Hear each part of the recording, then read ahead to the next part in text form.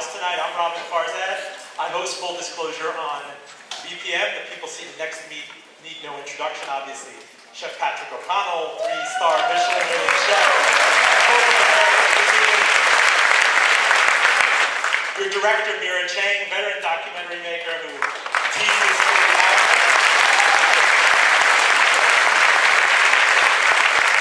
I have to say I had the privilege of eating at the end this week, a really generous invite. I felt highly fraudulent showing up, but I was very upfront about that at the very least. But the first observation I had, as you leave the village and you're kind of in this levitated, rarefied, you're punch drunk, you don't have a cell phone signal for about 10-15 minutes until you get downhill. And the song that kept going around in my head like an earworm is Air Supply's Making Love Out of Nothing at All. What you did, chef, was make love out of nothing at all. There was nothing up there, and I know that's long-winded, but what's paradoxical to me is that you checked out, you ran away, you tuned out, and yet you brought the world back to you, as evidenced in this documentary. How does that make you feel? Well, as evidenced in this theater, thank you. Thank you all for being here. It's an indescribable feeling. A bit surreal. We were a little worried about how large a theater we might fill. And they said, well, we have a theater that holds 500. I said, 500 people? And they said, but there's a bigger theater. I said, a bigger one? And they said, yes.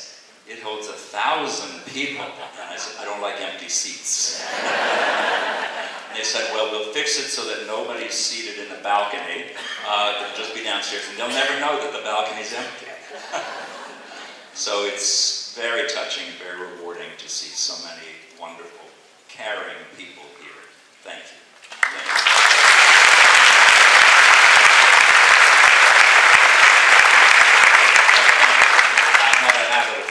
Question I was asked. You went there to check out. You ran away. You left off with the world. There was this bohemian part of you. You were hitchhiking, and then as you clearly have sucked civilization back into a place where you, in your own words, took a delusion idea. Talk to me about that. Well, I definitely don't think had I remained on the grid or in the context of a city that that the same outcome would have occurred. I'm easily distracted. I'm interested in everything. And I found that going to the country cleared my mind and created different priorities. And I was able to focus on the one most important thing to me. And that was expressing myself through food and staying alive. And remaining sane. Which is very important. So many of my colleagues through the years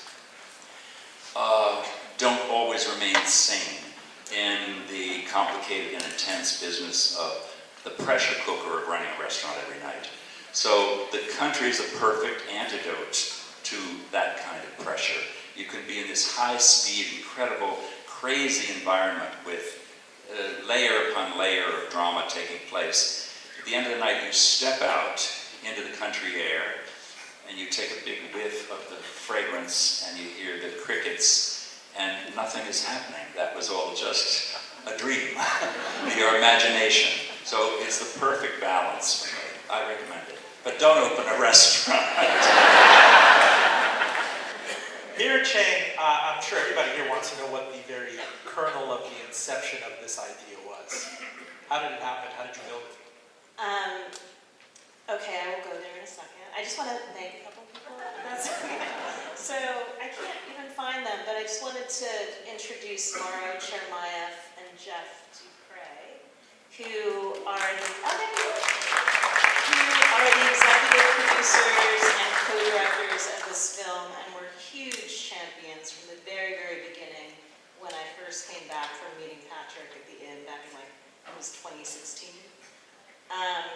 So the inception of this was we had been meeting with Chef Spike Mendelsohn and talking about a bunch of different ideas, and one of his suggestions was simply, no holds barred, you must go to Washington, Virginia, and you must meet Chef Patrick O'Connell. I don't even need to explain why, you just have to go and meet. So I got into a car, 5 a.m., drove down from New York, sat down with Patrick and his team, was entirely intimidated and incredibly underdressed. But I knew right away that there was something really, really magical and incredible there. And like from that moment, our team just kept pushing forward to try and figure out a way to make this into a larger project. And thankfully, BPM and Steve and that whole team helped us bring it to fruition. Was that too long? No, it's great. Chef Patrick, you talked earlier before the show about This Is Your Life, the former show, and that motif. I want you to imagine, look at this beautiful couple, just for a split second, and use your illusion and imagine that the gentleman to the left is Mr. H, Mr. Hardesty, to the right is your dear granny. What would they be making of this scene, this tableau? You're going to have to fill the audience in on what the hell you're talking about. Mr. H is Mr. Hardesty, the first culinary job you had, the hamburger joint, flipping burgers at age 15, and your grandmother's influence. Yes, yes. The restaurant business for a certain type of personality is not only alluring, but it's somewhat addictive. And it took me a long while to realize why I related to it at such an early age. It was the people. You don't have to be normal to work in a restaurant. In fact, it's not a good idea. You can be as crazy as you want to be, as long as you can perform. But you develop a gift, you learn people, and that's not taught in school. And you begin to realize that some of the things that are taught in the schools wouldn't serve you anyway, even if you had been a good student. And you fall in love with the eccentric characters in the restaurant world. And you realize that they're much more fascinating than characters that could be created on the screen or written about in books. And you're living with them every day, and you're interacting with them in a way that's very intimate, and it's like going through battle every night, being in a war with them, and a bond is created. So you have this incredible diversity of people who you'd probably never bond with in any other way in a long life, but when you're working with them this closely and the things are happening to you simultaneously, something happens, and you can step inside their consciousness and learn from them, and they can do the same for you. So there's nothing more rewarding for me than restaurant people, being with them, working with them every single night. So at age 15 in Clinton, Maryland, I was on my paper route, and the same German Shepherd who bit me 4 times bit me again, and I didn't have the squirt gun filled with ammonia. And I thought, okay, that's it, and I rolled up to the back door of Mr. H Hamburgers, and I can still remember I have recurring nightmares about the flap, flap, flap of the screen door on the back, and I tapped on the screen door, and a gruff Mr. H came to the door. "What do you want, boy?" And I said, "I would like to apply for a job." And he looked down. "Really?" And he said, "Well, come on in, take a look around." And I went in, and it was welcome to the carnival. People who my parents did not want me to know were in there, and they were all, I loved them, they were wonderful. They were real people, not goody two-shoes types. And you were invited to lead an abnormal life. Every Friday, every Saturday, you knew what you were going to be doing. Every holiday, and you could sleep late because you worked late. So you were already off the grid at 15 and a half. And there's no going back. So I still have that dream about, every 6 weeks, flap, flap, flap. And I'm at the screen door. And a voice says, "Do you know how to make a minestrone soup?" And then in my sleep I break out in sweat, thinking, do I know how to make a minestrone soup? So some days I just don't know what happened to me, but here I am. Mira, tell me about some of the things you had to leave on the cutting room floor in the service of cramming this down to about an hour and 5 minutes. There's so much. I mean, I think Patrick's only seen this maybe once or twice. Yeah, it was a premiere for me today. But even like this enormous Mount Vernon event for their 40th anniversary, I mean, we had like 6 cameras there, multi-angled. We shot a lot of stuff, and there was an incredible amount, you know, to work with. But I think you find your way through. And I think the most important thing for us was to really be respectful to the work that had been done, but then also really find that right tone, that there was humor there, that there's humor there. It's inherent in the mood of both Patrick and the world that he's created. And then for us, I think most important was really just the backstory and what Patrick actually went through to build the inn in this town of Washington, and the fact that there was struggle involved in that as well, which I thought was like an incredible layer of depth that we absolutely wanted to include. And I'm going to drill a little bit deeper with that. Is it an overstatement to say that you were some form of civil rights trailblazer? I know it didn't get majority of the attention in the documentary, but by dint of what you did, going there and not being scared away, by sticking around and not only doing it, but doing it gloriously. Well, in the South, there's definitely the sense of proving yourself over time. And I went to an auction when I first moved out to the country, and a man with a slightly foreign accent came up to me, and he said, "You know how long I lived here?" And I said, "No, how long?" He said, 30 years. And I married a local girl, and you know what they call me? He said, "I'm from Puerto Rico." You know what they call me? The foreigner. After 30 years. So in the country, 35 years is a sort of beginning of a track record. You might stay.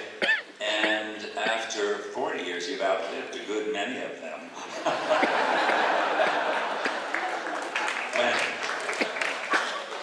When things got very hot and heavy, as they did about 10 or 15 different times, and there was the sense that you might not be safe, and people would call and say, "Well, they're up in arms," and I'd say, "Well, what do they want now?"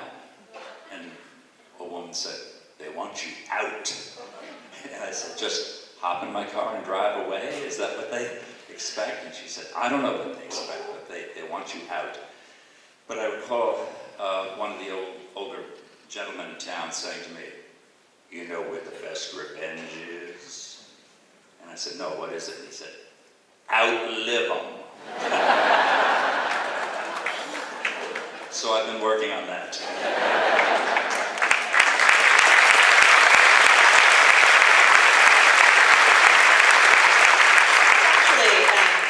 Two of the couples, some of the locals, the town residents that were in the film, are here tonight also.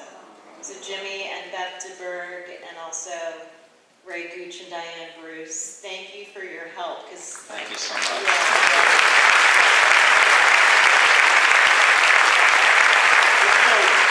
One of the adjacent questions I have to this, as a business journalist, if you take us, connective tissue from that shack and the RV and the abandonment, and you're stunned at seeing that, and we're penniless, to being a dignitary caliber restaurant 15 miles away.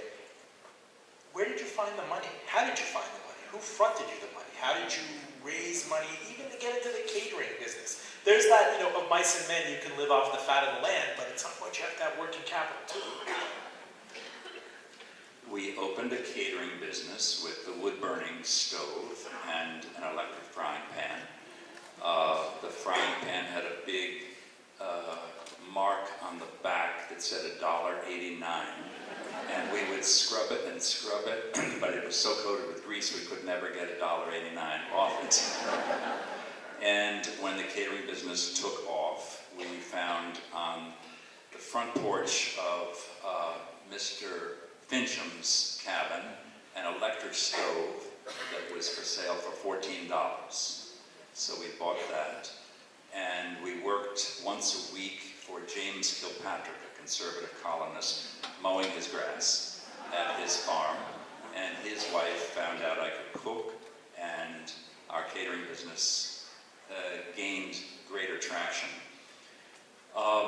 So we found a building, the old Amico station, that is now the inn, and we were able to rent half of that for $200 a month. The local people thought we were crazy because the building wobbled. It never had a foundation. It was dragged back from the street and considered unsafe. So only bats occupied the second story. And the two town winos were afraid to sleep in the building for fear it might fall on them. So they slept in the wrecked cars outside. So the capital infrastructure was somewhat different, but we did go to the local bank in Fauquier County and asked for a loan. And he said, we walked right into the president's office, and he said, how much are you looking for? And I said, well, we think if we had $25,000, that would allow us to build a kitchen and bathrooms and everything we need. And he said, oh, we can arrange that. He said, how about 10 today? And we looked at him like, are you out of your mind? And it's sort of been like that ever since. Until most recently, the bankers got together and offered $17.5 million. And I said to my lawyer, said, can you excuse us for a minute? And he said, holy crap, I think they're going to give you the money. And I said, are they out of their minds? And he said, well, let's just take it, come on. I find that, strangely enough, someone's passion can be sort of alluring, and people can feel that, and they want to be a part of it, and they want to go with it, and they trust it, even bankers. And it's still happening. So it's a miracle, as they say. Is there a slippery slope to kind of dilution?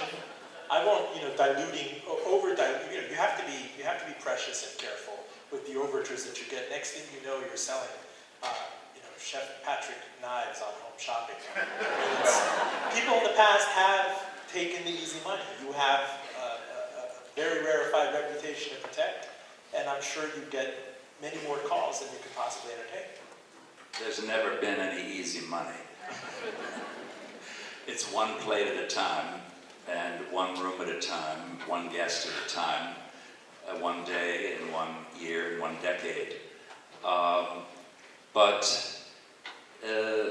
I think you have to stay true to yourself and what you feel and what feels right. And so the commercialization that so many of my fellow chefs are lured into seems foreign to who we are. And I think it would disappoint our guests. We're now welcoming a third generation to the Inn of Little Washington. And it's very touching to see that they tell us their grandmother got engaged there.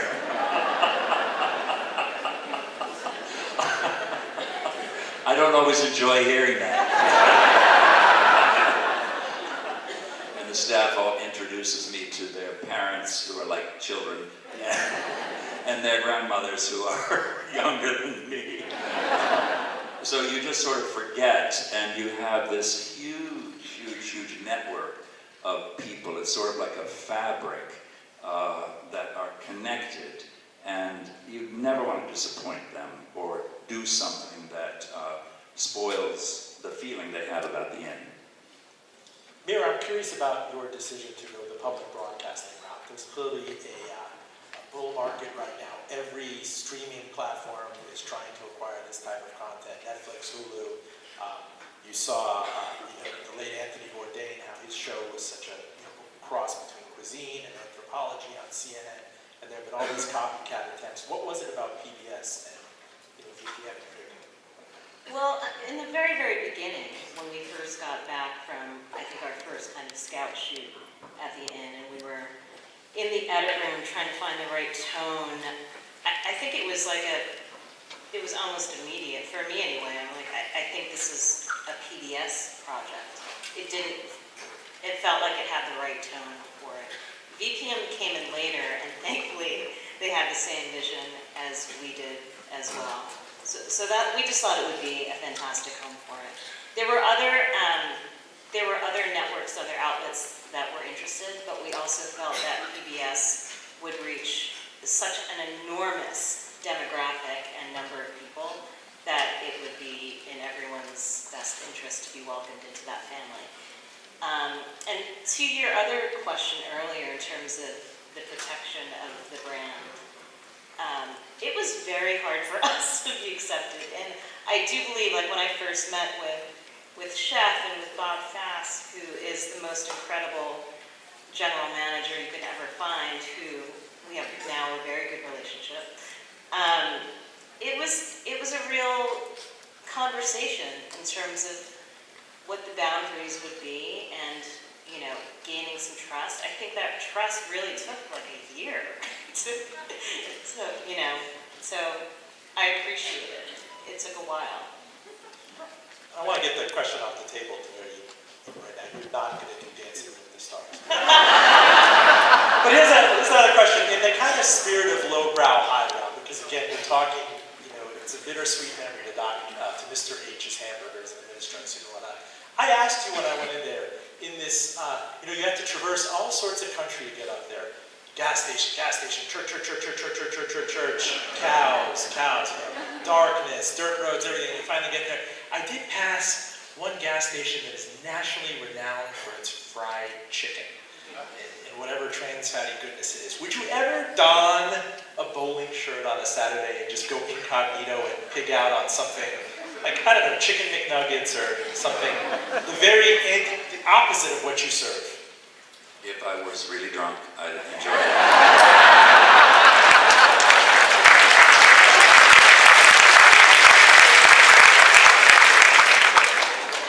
To what Mira was saying, a lot of people were wondering why we accepted to do a project like this, why we allowed Mira and her team to see behind the curtain and to trust that we wanted the public to see what they normally don't see. In part, it was that Hollywood seems particularly fascinated with chefs, with restaurants, with movies about restaurant people and all of that. And as someone who lives in a restaurant, when you see them, you're always bitterly disappointed, and everybody in the kitchen laughs about what a lousy job they did of portraying what the reality behind the scenes is in a restaurant, or the sensationalized version.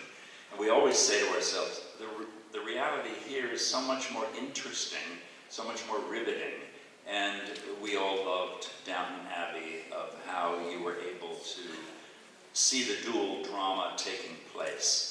And my thought was that if people had an opportunity to understand what goes into a meal, especially a great meal in a restaurant, they'd have a deeper appreciation for it. Like when you first visit a winery or a champagne house, and you find out that champagne has been being turned or riddled for a year and a half, and how long it took to grow the grapes and to press the grapes. Next time you buy a bottle of champagne for $125, you'll think it's a bargain. And it's the same with a fine restaurant. If you know how many hands it took from morning to night to produce the details on a plate. And if you got a sense of the passion of the people who devoted their lives to doing what they're doing, you might enjoy your next restaurant meal more. And so we thought it's about time that somebody got a realistic and more authentic portrait of what goes on in a real restaurant. I have to ask you, how many resumes or job overtures do you get every year? Well, we require that someone actually have to live in our village of 133 inhabitants. And so for somebody in their 20s, that's a bit, you have to find the particular individual who is ready to work in a high-speed restaurant, yet live in a very rural area, especially a single person who's used to New York or Washington or San Francisco. So they have to try out first, and after work, maybe high-speed, interesting night, they'll step outside and it's just dark. So one boy, he stepped outside and I happened to pass him and I said, now, the guys in the kitchen told you about the local girls, right? And he said, oh yeah, moo.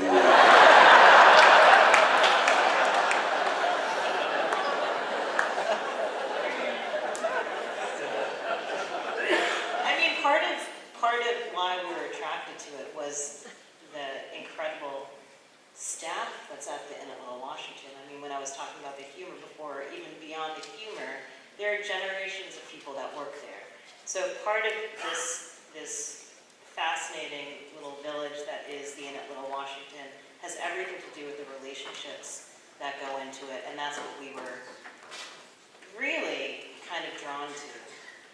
I think at our first meeting, Chef Patrick completely put me on the spot because I'd been there maybe an hour, had no idea yet what the vision of the film was, and he asked me about what, my thoughts were, and I said, Downton Abbey meets Chef's Table in some form, and then I think it was okay after that. We were on the same page.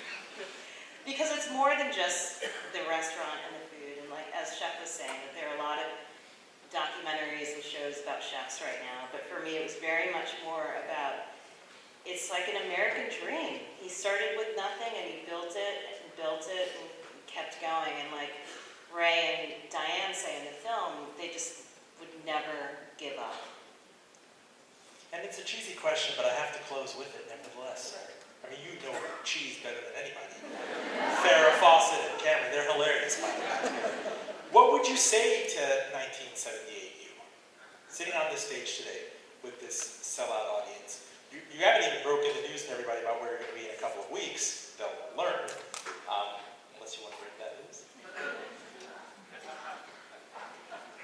I think we told the White House we would not tell anyone.